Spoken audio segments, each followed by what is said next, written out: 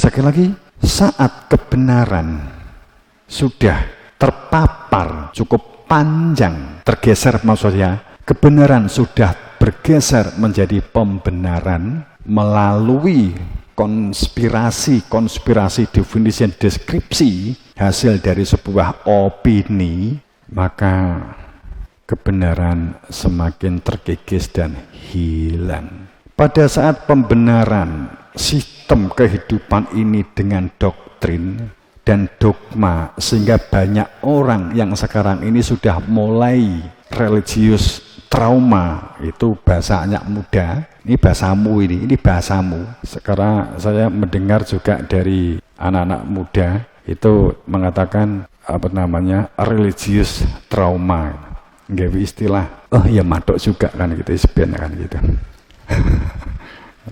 Nggak istilah. Jadi trauma dengan religius, trauma dengan agama.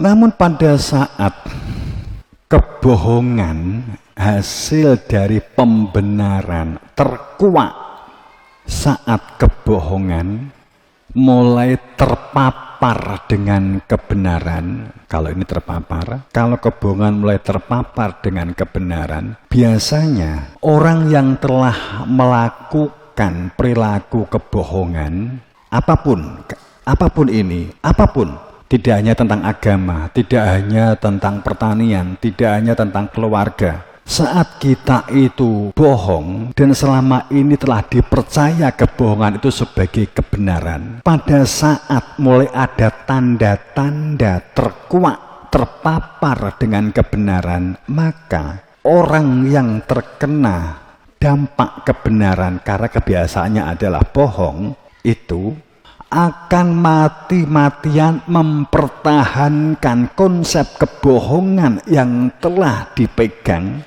Saat konsep-konsep kebohongan, pembenaran itu sebagai kebohongan mulai terpapar dengan kebenaran, ini semakin kuat mencuat, maka yang dilakukan oleh orang yang telah mendistribusikan kebohongan ini, itu akan melakukan tumpuk topeng. Topengnya mulai dipertebal, topeng lapis berlapis untuk menutupi kebohongan-kebohongannya. Akan tetapi saat kebenaran memang terus bergerak sesuai dengan fitrahnya, bergerak kerjanya sesuai secara natural atau secara organik, itu akan muncul dengan sendirinya, maka tidak bisa dihindari bahwa kebohongan akan tetap terpapar oleh kebenaran dan akan menampakkan wajah aslinya. Ini yang harus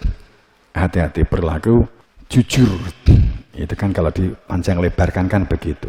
Sungguh beragama atau tepatnya risalah Rasul tidak berfungsi sebagai doktrin dan dogma pada awal ajarannya, saat sang pemegang risalah yang wenang hak dan sah atau sang otoritas atau wakil resmi Tuhan ada, maka agama tidak berfungsi, tidak bersifat kaku beku, bersifat doktrin dan dogma. Saat seseorang banyak mengungkap tentang konsep kebenaran, sering mengungkap konsep kebenaran, terkadang butuh kita curigai karena untuk menutupi pembenaran-pembenaran yang dilakukan. Kadang kan begitu, bukan untuk negatif, tapi rasional itu dipakai. Namun yang jelas setiap orang itu sebenarnya menginginkan kebenaran. Saya ulang, pada dasarnya setiap orang itu menginginkan kebenaran, benar? Tapi sayang, tuntutan orang untuk melakukan kebenaran itu supaya dilakukan oleh orang lain, tidak pada dirinya sendiri. Ini gitu. Sering ini yang terjadi.